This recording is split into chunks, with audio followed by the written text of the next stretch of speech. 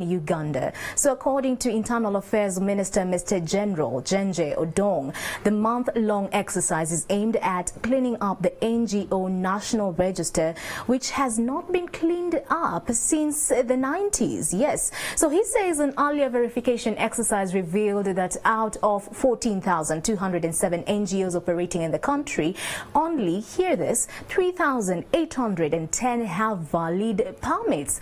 However, the NGOs have accused government, not all, but some are worried, and they have accused government of having hidden the agenda or having a hidden agenda for this exercise and have expressed some skepticism. So you're wondering what this conversation is all about? How about you take a look at the story that ran last night before I tell you who I have in studios this morning.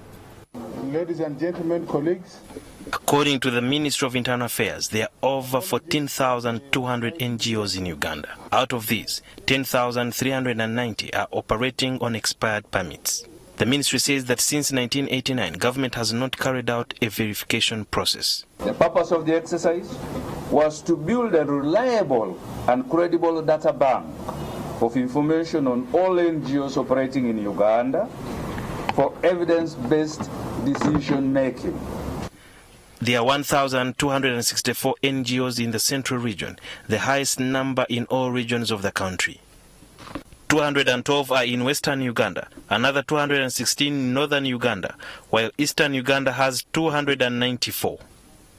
Of the 14,200, 3,003 are indigenous, while 482 are foreign. The 8th of April this year, a communication was sent out to all districts requesting for a copy of the community-based organizations, register, and the NGO inventory. Out of the 128 districts, 71 districts have submitted the data and 57 have not yet done so. Section 31(1) of the NGO Act 2016 says that all NGOs are supposed to register before operating in Uganda. However, in the past, government complained that some of the NGOs register to do humanitarian work but end up into politics. So could this be one way of trying to weed out such NGOs that pose a political threat to the government? What we have done as a basic validation exercise now to verify by actually talking to them themselves. And so it is not intended to victimize anybody whatsoever. Richard Sewa Chirianga, the Executive Director of National NGO Forum, spoke to NTV. They have announced today they are starting tomorrow. I think that doesn't give enough time for everybody, but that is an operational issue. We shall discuss with the Bureau if we can extend the time. According to the ministry, some NGOs are operating using fake documents which need validation. Sudhir Biaruhanga, NTV.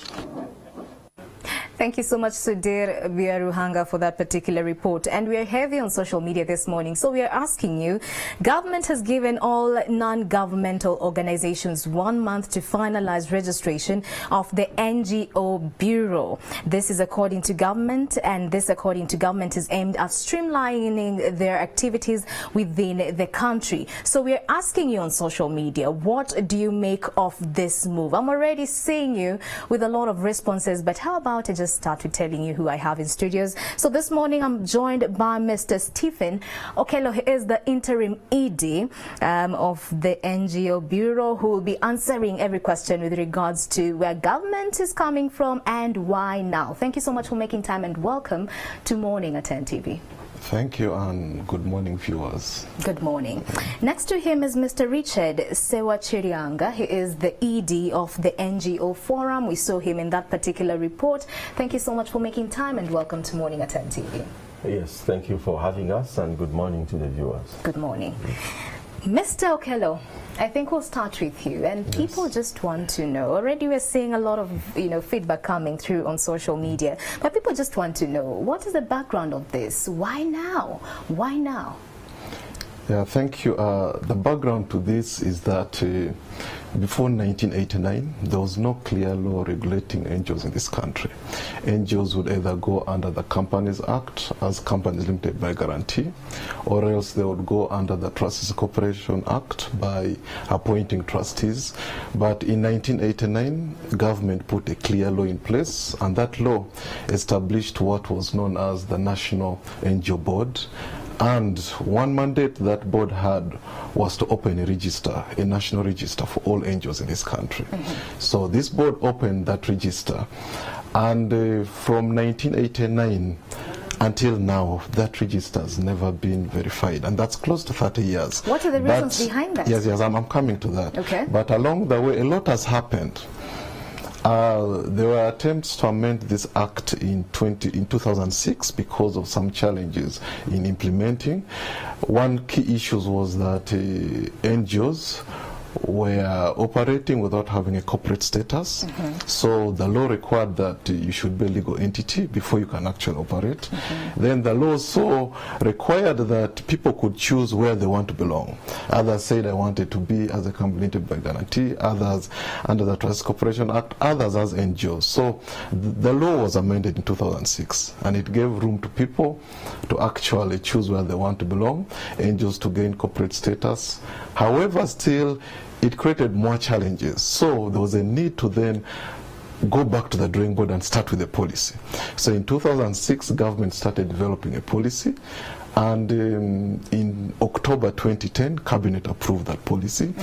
But this policy came out well consulted on, and it was a very good document, but it exposed a lot of weaknesses now in the NGO Act. What happened was that in April 2011, we started reviewing this act in order to harmonize it with the policy. Parliament passed it in November 2015. The President assented to it in January 2016, and it commenced in March 2016. Then from there, we engaged the process of putting in place regulations, and in May 2017, the NGO regulations came in place. As we talk now, we have developed the guidelines and everything is in place. Now, you can see that we can account for the entire time that we spent a lot of time focusing on putting a clear regulatory framework in place. Now, the point we have reached is now the implementation stage, which calls for so many stakeholders. However, we cannot effectively implement or monitor or inspect or do anything when we have not cleaned that register, because along the way, for so many reasons, a number of NGOs have quietly closed. And I can tell you that to set also the record straight, it's mainly international organizations that will come and tell you we are closing. Correct. The indigenous one will never tell you. So we are aware that along the way, a number of them either quietly closed and never told us for so many reasons. Others, financial challenges. Others, they started expecting funds. The things did not work out. Then others, of course, are ignorant of the law. They do not know they are supposed to come back and get the valid document. So as we talk now, every NGO is supposed to have 3 documents with them. Okay. One is a certificate of incorporation. 2 is a certificate of registration. 3 is an NGO permit. Okay. Now, an NGO permit is the last document you're given. That's why you see the minister's focus was on the permit. So what you're saying is that throughout this validation exercise, what you'll be looking forward to getting in this through this NGOs is these 3 documents. Yes, because for those who started the exercise today, you'll see that some of the documents you should attach. We want to see every NGO in possession of the 3 documents. Certificate of incorporation, registration, and a permit. So any NGO that has these 3 documents will be validated? Fine. You see, the system is set in such a way that you keep going in steps. If you finish a step, you save and go to the next step. If you have not completed some fields and you have to really move the next step, it can't allow you. So that's how the system is. For those who are already actually trying the system, because it went operational today. Okay, all right. Mr. Richard, you are the forefront of, pretty much just, heading this NGO forum. So all the NGOs are looking up to you and what you have to say with regards to that. What's your view with regards to this? What do you make of this? Well, first of all, there are 2 things that we have to do to actually apply our minds to. The first one is we want government to be organized. Because when government is organized, then we can also be organized. The fact that we haven't had a clean register has been a big problem to us. If you go to the local government, you would find RDCs arresting, telling people we are going to close you and whatever. And they are saying that on the basis of not even knowing how many NGOs are working, who is an NGO, who is not an NGO. So I think that for me, from a strategic point of view, we need an exercise like that. So you support this? It is supported, but the caveats I would want to give is that, first of all, while we support it, it has to be done very well. It has to be done systematically. I'm happy it is an online system, and therefore it's transparent enough, so we'll just make sure that we do what is there online. And we also want to ensure that there are assurances that they are not going to then use this information in any other way that is not consistent with the law. For example? For example, deciding that this is rejected at the level of after you validate. And that is something that we know that many organizations are still scared. Right. I haven't done a full consultation because there was announced yesterday starting today. But I will be listening to my colleagues and we shall pass the information on, because for us we want to ensure that the fact that you have a sector, this is a huge sector. He said 14,000 organizations. That's a lot. If you think about what they contribute to GDP and even to employment, more than 500,000 people. So that sector needs to be treated as a very important part of the economy. Okay, so Mr. Okello, this verification exercise actually revealed that we have over 14,000 NGOs within the country, and only 3,800 pretty much have valid permits as we speak.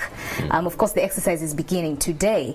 So there's been questions coming through. We are in a very heated political space currently as we come down to the 2021 elections. Just the other day we even see, was it yesterday, we saw the Arua 33 being slapped with an addition 5 pretty much charges. So many are asking, could this be a strategy of government to weed out NGOs that pretty much could be posing a political threat to the ruling government? Is that it? Following from what the minister clearly stated yesterday, he was very open. He said there is no hidden motive. And previously I was very clear that we have been undergoing a process of putting a clear regulatory framework in place. And it took us over 10 years. Now, this is the time to really implement this new regulatory framework and have it operational. There is no hidden motive, and let no one misinterpret it or try to confuse their fellow colleagues that there's a hidden motive, because everything the Bureau has done, or Minister of Internal Affairs, has been open. Developing the policy, developing the act, developing the regulations, we did it together with the sector. The process we are actually having now, from now until 7th September, is very transparent. First, you can see we did our internal work from the data we had. That's why the minister first presented the results of our internal work to say 14,000 between 1989 to now appear on our register. However, only 3,810 are the ones balloted here, and that's a concern. Correct. Because to government, to the nation, the question is, what is happening to the 10,000? Actually, that's where attention should be. Everyone is waiting for answers, and we have promised the country that in October, after we are done this exercise, we are going to produce the state of NGOs in this country. They're going to get the answers. Right. And you see, for me, this exercise is divided into 3. One is that the 3,000 who are out there and have valid permits, we are going to say, okay, start the validation process today, because we do not have a guarantee that actually they're even out there. I may be showing on the records of the Bureau that I have a valid permit, but it's somewhere in my briefcase, my bedroom. I'm not even out. And then the second thing is that we're also telling people, for those who are not renewed and feel they are caught up in between, we're giving you a window. join in, apply for renewal, join the validation exercise. Don't think we have shut you out. We shall be unfair to them. Then the third one is we are telling the other group that do not fall in the two that please come and also sort out yourself, because Section 31 says do not operate if you don't have a valid permit. How many NGOs does the forum pretty much recognize? Well, we don't have a national register. We have a register of our members. Yes, of your members. How many are we looking at? 680 members, but that also includes district networks that have member organizations. So the whole coverage is around 3,000 if you add also some of the district networks that we work with. But you know, with those, for us, we knew about this before it got into the papers. So we have done some work in terms of verifying our own members in our own database. Okay. So this is something that we'll try to make sure that it happens. But I think the fundamental point which you've raised, which is the fear, is much larger about how government has been treating NGOs. Yes. They took away his mandate and the police started raiding NGOs. And I think that was the problem. And that's why you see there is this skepticism. So he has to do a lot of confidence building in the sector so that people can trust this process. Because indeed, from the history, everybody will approach this with a certain flavor of skepticism. You know, Mr. Okello has pointed out to the fact that even them that don't have their house in order have the leeway to get their house in order, get all the documentation they need, so to speak, for them to go through this process.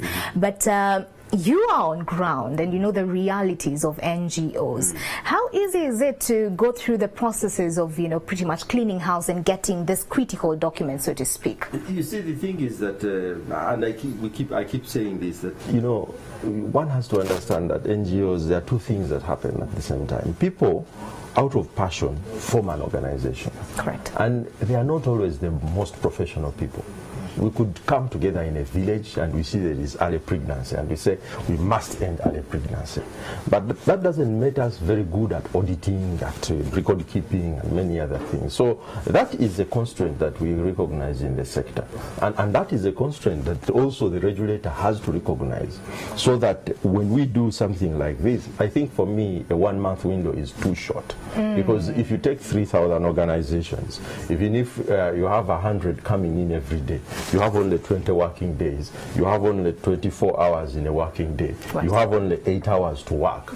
By the time you go through that, when you do the math, I don't think the database will be able to finish everything in those 30 days. So I want actually to invite him, not to say we extend, but to create some realistic time frame that will allow people to go in. I know that my colleagues who work, say, in the rural areas will have to come to the internet cafe. So they will have to call colleagues to help them, So it's a lot more work that we have to do. And we have to recognize that we are not all at the same level of IT. Correct. So it's an online system, it's good, but it will work for me at NGO Forum, but for my members in Nakapiriprit, it's going to be a hassle. It's going to be a hassle. Right. Yeah. Mr. Okello, you've rightfully heard what Mr. Richard had to say. So what informed this 30 days, pretty much a month? What was the rationale that government used to say that we think 30 days is sufficient? Now, the 30 days was formed on the basis that the form designed is a very simple form. We are not introducing a process where you have to really go through a rigorous process. We assume that 30 days is adequate for you to sit down because you already have all that information. Fill it, just submit it online, print a copy, and also submit to the Bureau. And we feel that that is really a very adequate time frame. However, I do not want us to start having that discussion of whether it's enough on the day of starting the exercise. We'd rather first go up to, let me say, 6th September, then let the minister and his team go back to the drawing board and start saying, okay, we think the exercise is going on smoothly. I'll give you an example. Okay. We are not only engaging the NGO sector. The NGO Act and the policy also established district NGO monitoring committees and sub-county NGO monitoring committees. On the 8th of April, just as the minister reported yesterday, we also communicated to them. We told them, send us all the lists of the copies of the registers of CBOs you have. Correct. Because I can tell you, this country cannot account for CBOs as we talk now, because every district, every sub-county is handling CBOs in a very disjointed way. Right. Now, the 2016 law is trying to harmonize all that and ensure that even CBOs, because we may be paying attention to NGOs, yet there's more confusion in the CBO world. Correct. So as we talk now, out of the 128 districts, only 71 submitted, and the 57 have not submitted. Now you can see their exercise even started much earlier. Right. We have also communicated to them and told them by the 7th of September, the 57 that have not complied should also have actually complied. We have engaged the Minister of Local Government to help us actually reinforce this. All right. So it's not only about the sector, even the key stakeholders, because if we do not harmonize the data the districts have with what we have, we're still going to have a challenge. You may find a district has a register of people not even known by the Bureau. So when they submit and we have our clean record, we can compare. We can say, you are showing us that you have 100 NGOs here, right, but 8 are not even known by us. Okay, as we Yes. wrap this up, Mr. Okello, people are questioning also over and above the validity of this and why now, and what could be the motive of government. They're questioning the expertise that will be employed through this process. Before, we've had the e-platform being embraced by different stakeholders, but once the exercises start, systems fail. So what is the assurance that we have this time round that will not have a shutdown of systems and just inefficiencies involved in this process? How excellent is it? I can give you full assurance that there's a team working behind the scenes to do everything, because we are aware of that. We have thought through that, because we know from 8th today, everyone is going to come in to try and check online, log in and try to. We are doing everything. We have also engaged NITAU to ensure that the speed is not really bogged down. We are all working together so that as a team, we ensure that we have a very smooth exercise without Do you delays. have online platforms or platforms where you can receive feedback fast and furious? Because you see, all this has been designed for this exercise. Okay. Whatever you do is submitted straight and received into the system. Yes. What are the feedback platforms then? Now, the feedback platform is mainly, of course, the moment you submit, it will show you that yes, it has been received. On top of that, you also print a copy and also submit to be more sure, because you may submit and tomorrow people say we never saw. So in addition to that, you say, to be sure, please, I submitted, and you give me a slip showing you acknowledged. Yes. Okay, gentlemen, thank you so much for coming in studios. I can't wrap up this conversation before asking Mr. Richard, what are the benefits of an NGO X being part of the NGO Forum? Well, the biggest benefit is that then you know you are part of an organized community. So when you have issues that you have to deal with either government or anybody else, then you can have this feedback.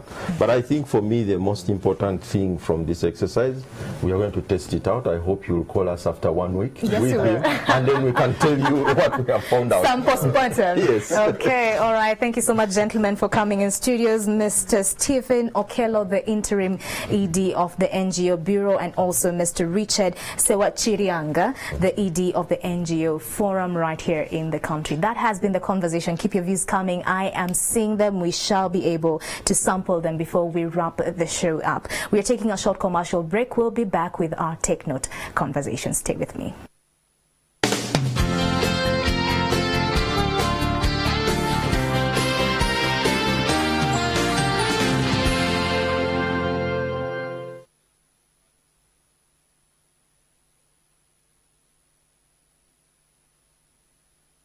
Activate Airtel Money today and enjoy convenience on payments for all utility bills. To pay UEDCL bills, dial *185#, select 4, pay bill, select 5 UEDCL, enter meter number.